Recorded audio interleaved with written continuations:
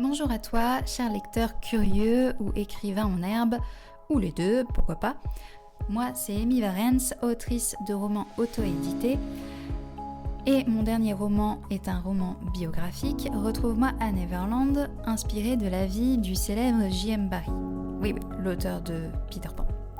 Et c'est pour ça que depuis quelques vidéos, je t'en parle très souvent. Et si tu crois qu'écrire un roman historique ou biographique, c'est passer ses journées dans des archives poussiéreuses, eh bien, détrompe-toi. Aujourd'hui, je t'ouvre mon historique Google /GPT, parce que des fois, je fais aussi mes recherches grâce à l'IA quand même. Et accroche-toi, c'est un mélange de logique, de folie douce, parce qu'un roman, c'est de grandes scènes épiques, oui, parfois. C'est aussi des questions que personne ne se pose à part un écrivain obsédé par la cohérence. Devine qui c'est ? Moi, par exemple. Pourquoi ces recherches absurdes existent ? Quand on écrit sur la vie de Barrie, ou même quand on écrit tout court, on connaît les éléments clés, son enfance, en Écosse notamment. Pour prendre cet exemple, son mariage compliqué, les Llewellyn Davis, la création de Peter Pan, la fin de sa vie, mais personne n'a pensé à noter les détails du quotidien. Et les détails, c'est précisément ce qui donne vie à un roman. Exemple tout simple, personne n'a écrit « Un mardi matin, à 77 ans, souffrant d'une pneumonie, Barrie portait des chaussons ».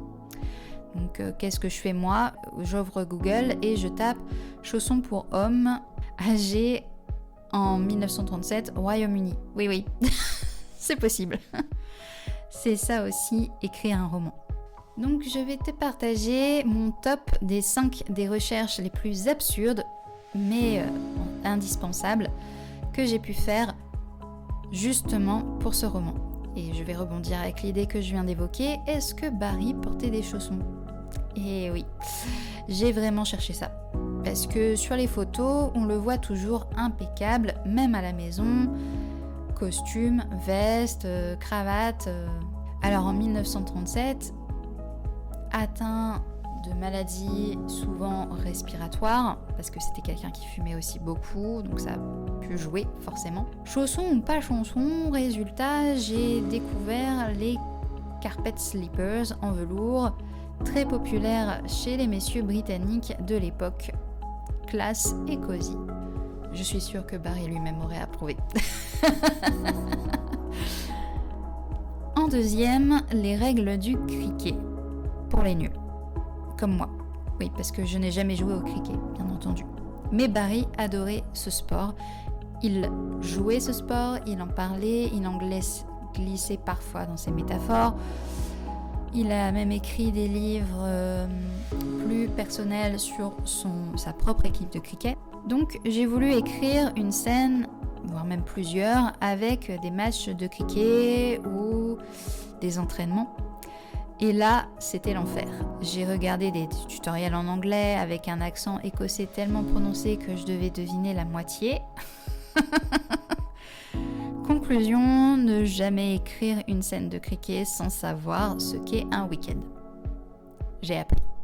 À ma manière, ça m'a pris 3 jours, mais j'ai survécu. Les surnoms dans le couple Barrie, existaient-ils ? Tu penses peut-être...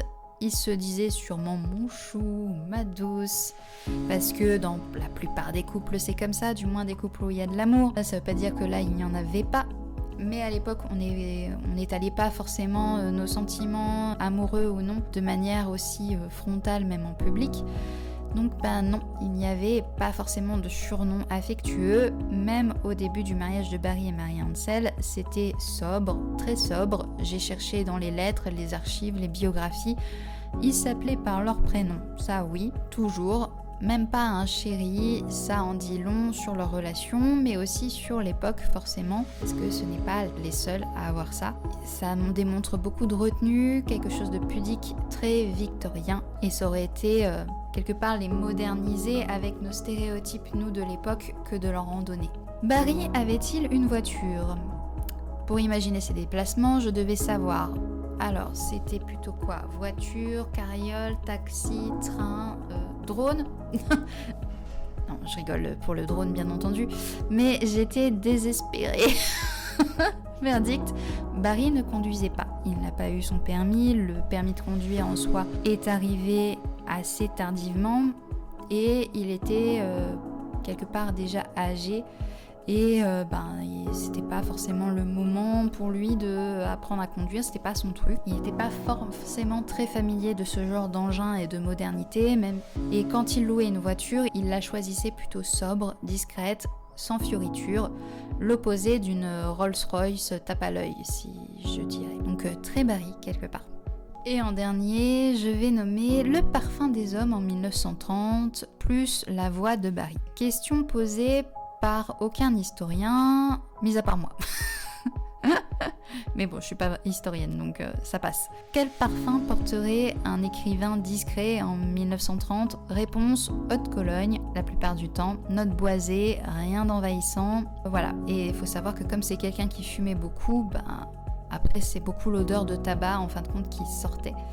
Et pour la voix, heureusement qu'une archive existe, merci à la BBC. Sa voix était un murmure douce, presque effacée, un détail essentiel quand tu écris des dialogues intimistes. Et forcément, encore une fois, le tabac aidant, il avait ce côté un peu rauque, cassé et très souvent perturbé par une toux assez présente. Donc voilà, mais c'est très utile d'avoir ces informations ou d'essayer de deviner un petit peu, de se rapprocher de tout ça parce que quand on écrit, on parle souvent avec le sens de la vue, mais on oublie les autres. Et pour une bonne immersion pour le lecteur, il faut parler des 5 sens. Donc l'odorat et l'ouïe a aussi son incidence, bien entendu, dans nos descriptions notamment. En bonus, un petit bonus absurde, mais pas tant que ça, la date de mort de ces chiens, notamment Porthos et Luat, c'est ceux dont on a le plus de traces. On sait quand ils arrivent dans sa vie, mais pas quand ils en sortent. Donc j'ai dû croiser les dates des lettres, notamment la période où Barry se confie sur le deuil de ses chiens par exemple, estimer la durée de vie moyenne d'un chien en 1900, car les soins vétérinaires n'étaient pas du tout les mêmes. Tout ça pour éviter de ressusciter un chien déjà mort dans une scène. Oui, ça peut arriver aux écrivains et oui, c'est un peu gênant. Bienvenue dans la précision historique. En conclusion, c'est vrai que ces recherches peuvent paraître absurdes, mais elles comptent. Bien qu'elles soient parfois en effet ridicules. Oui, des fois je ris toute seule en relisant certaines questions que j'ai pu poser à GPT ou à Google.